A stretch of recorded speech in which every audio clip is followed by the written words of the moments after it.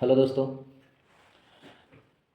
जैसा कि आज हम जानने वाले हैं ठंड के टाइम में कौन कौन सी कॉमन बीमारियां हैं जो ठंड में होने वाली हैं। ठीक है। और उन बीमारियों के बारे में क्या सावधानियां रखी जाएं ताकि वो मतलब कि प्रिकॉशन अपने आप से किया जाए ताकि वो प्रिकॉशन से ही ठीक हो जाए। ठीक है। और उसमें क्या है कि ज़रूरत ना पड़े दवाइयों की। तो आज हम इन सारी जो भी ठंड में होने वाली बीमारियां हैं, इन सारी बीमारियों के बारे में हम डिस्कस करेंगे।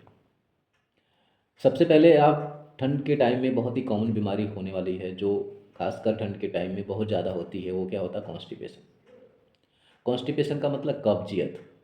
कब्जियत के कारण बहुत सारी बीमारियों का सामना करना पड़ता है। जैसे कब्जियत अगर गैस बनने लग गई आपको, कब्जियत अगर होगी तो क्या होगा? गैस बनने लगेगा। कब्जियत होगी तो आपको बवासीर होने का डर रहेगा। कब्जियत अगर रहेगी तो आपको अच्छे से भूख नहीं लगेगी। कब्जियत अगर रहेगी तो आपका जो लीवर अच्छे से काम नहीं करेगा। कब्जियत अगर रहेगी तो आपको हार्ट पे भी लोड पड़ेगा। अब हार्ट अटैक का भी चांस बहुत ज़्यादा कब्जियत की वजह से गैस बनता है, उसकी वजह से क्या होता है कि बहुत सारी बीमारियों का सामना करना पड़ता है एक कब्जियत, एक कॉन्स्टिपेशन के कारण। ठीक है। और ठंड में कॉन्स्टिपेशन बहुत ज़्यादा होता है। उसका कारण क्या है? ठंड में कॉन्स्टिपेशन होने का सबसे ज़्यादा कारण है कि आदमी ज़्यादा खाता है। ठीक है। और क्या होता है कि पानी कम पीता है। सैलेड जो सलाद होता है, सलाद का सेवन बहुत कम करते हैं। ठीक है। ठंड के टाइम में लोग पानी का सेवन कम करते हैं ठंड की वजह से, जिसकी वजह से क्या होता है हमारे इंटेस्टाइन में, इंटेस्टाइन को मूवमेंट कराने के लिए। ठीक है। इंटेस्टाइन की एक मूवमेंट होती है जिसके कारण एक जगह से इंटेस्टाइन दबता है, दूसरी जगह क्या है कि अपने जो स्टूल जो लैट्रिन जो बनती है उसको आगे पुश करता है। इस तरीके से पुशिंग करते हुए वो फीकल मैटर को निकालता है, लैट्रिन को बाहर करता है। ठीक है। स्टूल को बाहर करता है। अब क्या होता है, वो किस सहारे से करता है? वाटर। ठीक है। पानी जो इंटेस्टाइन में जो पानी का लेवल होता है उसके कारण क्या होता है कि जो स्टूल होता है सॉफ्टनेस होता है। स्टूल सॉफ्टनेस होता है तो क्या होगा कि आराम से वो इजीली आराम से आगे पुश हो जाता है और निकल जाता है।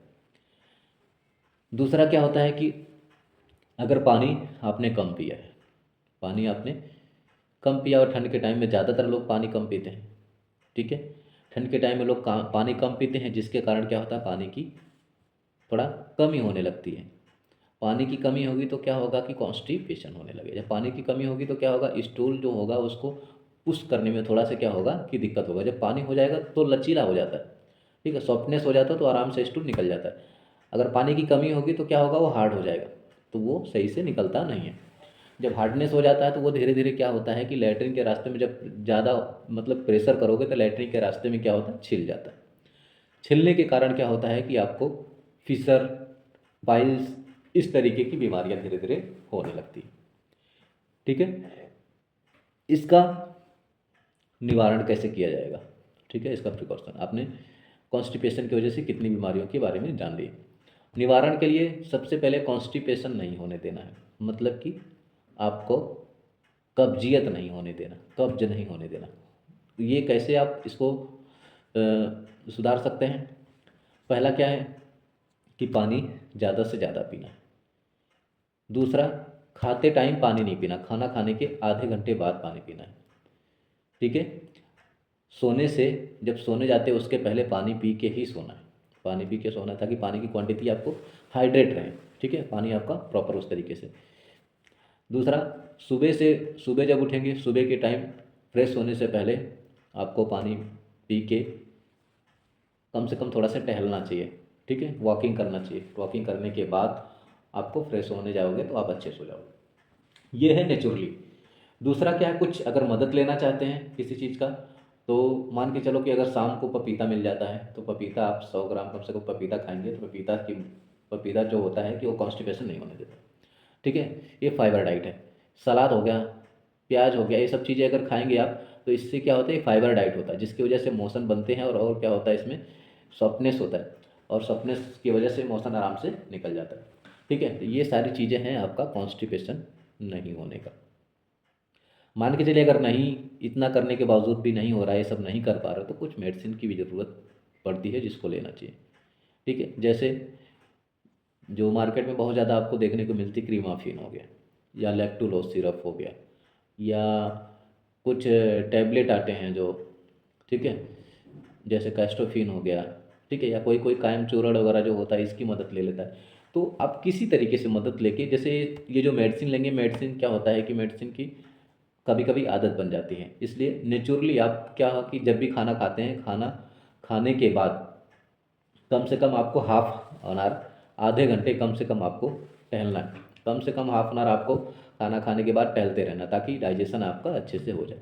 ठीक है, इसके बाद आने के बाद आपने पानी पिया, पानी पीने के बाद इसके बाद आराम से सो सकते हो। ठीक है, इतना आप मेंटेन करोगे, कॉन्स्टिपेशन आपको नहीं होगा। खाने के बाद तुरंत नहीं सोना है। खाना खाने के बाद आपको कम से कम 15 से 20 मिनट या आधा घंटा कम से कम टहलना है। ठीक है, टहलोगे तो क्या होगा, डाइजेशन अच्छे से हो जाएगा और सुबह कॉन्स्टिपेशन नहीं होगा, अपना आराम से फ्रेश हो जाओगे। ठीक है, तो ये आपका क्या हुआ, कॉन्स्टिपेशन नहीं होने। ये एक बीमारी क्या हो गया, इससे क्या किस बीमारी से निजात पा सकते हो, पाइल्स हो गया। ठीक है, और आपको भूख अच्छे से लगेगी, ये सारी चीज़ें आपको होगा, गैस नहीं बनेगा आपका। ठीक है, और एक बार अच्छे से फ्रेश हो गए तो पूरा दिन माइंड भी आपका फ्रेश रहेगा अच्छे से, हाँ चलो ठीक है, नहीं तो पूरा दिन गैस बना रहेगा, कोई ना कोई कंप्लेनिंग आपको आती रहेगी। ठीक है, और ठंड में सबसे ज़्यादा बीमारी क्या होने वाली। ठीक है, पहला तो हमने जान लिया कि कॉन्स्टिपेशन की वजह से कितनी बीमारियां जो देखने को मिलती हैं वो आप लोगों ने देखा। दूसरा क्या है, ठंड के टाइम में हार्ट अटैक के चांस बहुत ज़्यादा होते हैं। हार्ट अटैक जो आता है वो अराउंड कह लीजिए कि 45 एबव के ऊपर वालों को ही हार्ट अटैक का चांस ज़्यादा होता है। वैसे आज के टाइम में तो किसी भी सिचुएशन में हार्ट अटैक आने आ जाता है, लेकिन क्या है कि हमारा मानना है कि 45 के बाद ही जाके हार्ट अटैक का थोड़ा सा चांस बनता है। ठीक है, तो इसको मेंटेन करने के लिए ये हार्ट अटैक वगैरह ठंड में क्यों आता है सबसे ज़्यादा, इसमें भी क्या होता है, एक्सरसाइज आदमी नहीं करता है तो कोलेस्ट्रॉल लेवल बढ़ जाता है। लिपिड प्रोफाइल, जो एक बॉडी में लिपिड प्रोफाइल में ब्लड टेस्ट से कराया जाता है, ट्राइग्लिसराइड, सब बहुत सारी ऐसी जो है वो ब्लड में उसकी मात्रा बढ़ जाती है। ठीक है, दूसरा क्या होता है, ठंड के टाइम में ब्लड वेसल्स ठंड की वजह से सिकुड़ जाते हैं, थोड़ा सा सिकुड़ जाते हैं, जिसकी वजह से क्या होता है कि ब्लड का फ्लो हार्ट में जाने से रुकावट आता है, या हार्ट को जितना ब्लड चाहिए होता है उतना नहीं मिल पाता, जिसके कारण क्या होता है, हार्ट अटैक का चांस थोड़ा सा बन जाता है। ठीक है, ठंड के टाइम में क्लॉटिंग भी बहुत ज़्यादा होता है, ब्लड क्लॉट भी हो जाता है, जिसके कारण क्या होता है, हार्ट अटैक। मान के चलिए कि कहीं पे ब्लड वेसल वेसल में क्या होगा कि कोलेस्ट्रॉल लेवल धीरे धीरे, जैसे होता है ना, ये घी जैसा होता है, उस तरीके से ब्लड वेसल में जो नसों में वो जम जाता है, धीरे धीरे करके ठंड के टाइम में ज़्यादा जमता है। ठीक है, जिसके कारण क्या होता है कि ब्लड को हार्ट में पहुंचने में कठिनाई होती है। अगर कभी कभी क्या होता है कि वे वेसल्स पूरा जाम हो जाता है, हार्ट को ब्लड नहीं मिलता तो हार्ट नेक्रोसिस हो जाता है। हार्ट में क्या होता है, हार्ट काला पड़ने लगता है, वहीं पे हार्ट अटैक का चांस बन जाता है, और हार्ट अटैक भी उस टाइम में आने का डर रहता है। ठीक है, तो ये सिचुएशन में ठंड के टाइम में जो हार्ट के पेशेंट हैं, इन लोगों को बहुत ज़्यादा बच के रहना होता है, थोड़ा एक्सरसाइज करना कंपलसरी होता है, डाइट वगैरह मेंटेन करना होता है कि इसमें ऑयली ऑयली फूड्स थोड़ा कम खाएं, एक्सरसाइज पे प्रॉपर ध्यान रखें। ठीक है, तो ये हो गया दो बीमारी, हार्ट अटैक और कॉन्स्टिपेशन का। तीसरा क्या है कि आपको ठंड के टाइम में सबसे ज़्यादा सांस के पेशेंट मिलते हैं, अस्थमैटिक पेशेंट आपको ज़्यादा देखने को मिलेंगे। अस्थमैटिक पेशेंट क्यों मिलते हैं, इसमें भी यही हाल होता है। जो भी सीओपीडी का पेशेंट होता है, जो भी सांस का पेशेंट होता है, जो भी दमा का पेशेंट होता है, ठंड के टाइम में ठंड लगने की वजह से क्या होता है, इनकी नसों में सिकुड़न आ जाता है। जो लंग्स में एल्वियोलाई होते हैं, छोटे छोटे गुब्बारे टाइप के होते हैं, जिसमें क्या होता है, ऑक्सीजन जाके रुकता है, एयर जितना हम लेते हैं वो जाके रुकता है। रुकता है तो क्या होता है कि वो फिर क्या होता है, ब्लड को ऑक्सीजन देता है, उस तरीके से हमारी साइकिल चलती है। लेकिन ठंड के टाइम में क्या होता है, जो गुब्बारे होते हैं, जो एल्वियोलाई होते हैं, उस ठंड की वजह से क्या होता है, उसमें सिकुड़न आने लगती है। सिकुड़न आने लगती है तो क्या होता है कि उस टाइम में लंग्स को जितना ऑक्सीजन चाहिए होता है उतना नहीं मिल पाता। नहीं मिल पाता तो लंग्स क्या होता है, जल्दी जल्दी पंप करता है। ठीक है, और जो भी दमा वमा के पेशेंट होते हैं, ऑलरेडी इनके जो सांस की नली होती है ऑलरेडी इसमें सूजन पहले से मतलब कि रहता है, जिसके कारण ठंड लगने के कारण सूजन और बढ़ जाती है, फिर दमा और उभर जाता है, सांस और फूलने लगती है। ठीक है। तो ठंड के टाइम में सांस वाले पेशेंट बहुत ज़्यादा होते हैं, इन लोगों को भी उस तरीके से बचाव करना चाहिए ठंड में, कम से कम मतलब कि निकलना चाहिए ठंड के टाइम में, अच्छे से कपड़े वपड़े अच्छे से पहन के निकलना चाहिए, थोड़ा एक्सरसाइज करें। ठीक है।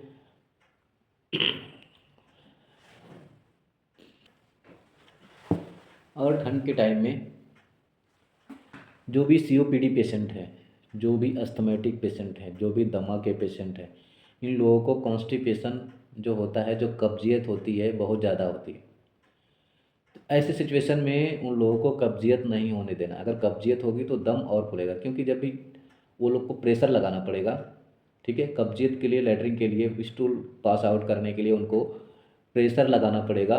जब प्रेशर लगाएंगे तो बॉडी पे प्रेशर पड़ेगा, लंग्स पे प्रेशर पड़ेगा, तो वो क्या होगा, मतलब कि लंग्स ऑलरेडी उसमें इन्फ्लामेशन हो जाता है।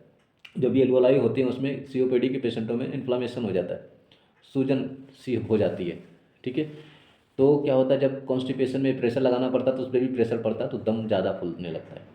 तो ऐसी सिचुएशन में उन लोगों को कॉन्स्टिपेशन मेंटेन करना चाहिए, कॉन्स्टिपेशन नहीं होने देना चाहिए। कॉन्स्टिपेशन नहीं होने के लिए कुछ अगर मेडिसिन लेते हैं, क्रीमाफिन, लैक्टोलोज या कायम चूर्ण, जो भी जिस तरीके से उनको कॉन्स्टिपेशन मेंटेन करना है। ठीक है। कॉन्स्टिपेशन नहीं होगा तो सीओपीडी का जो अस्थमेटिक दमा के जो पेशेंट हैं उनको भी उस तरीके से दिक्कत नहीं होगा। नहीं तो कभी कभी कॉन्स्टिपेशन होता है दमा के पेशेंटों में और स्टूल सही से नहीं पास आउट हो रहा, उनको प्रेशर लगाना पड़ेगा तो दम बहुत ज़्यादा फूलता है कभी कभी। तो ऐसी सिचुएशन में हार्ट भी इंक्लूड हो जाता है और हार्ट अटैक का भी चांस हो जाता है, पेशेंट ख़त्म भी हो जाता है। ठीक है। तो ठंड के टाइम में कॉन्स्टिपेशन बहुत ज़्यादा मेंटेन करना है, कई बीमारियाँ उससे इंक्लूड होती हैं। कई बीमारियाँ, अगर कॉन्स्टिपेशन नहीं होगा तो कई बीमारियों से आप निजात पा सकते हैं। ठीक है। छोटा सा मेरा संदेश है दोस्तों, अगर वीडियो अच्छा लगा हो तो लाइक और शेयर और सब्सक्राइब कीजिएगा और अपने दोस्तों तक भी भेजिए। और जो भी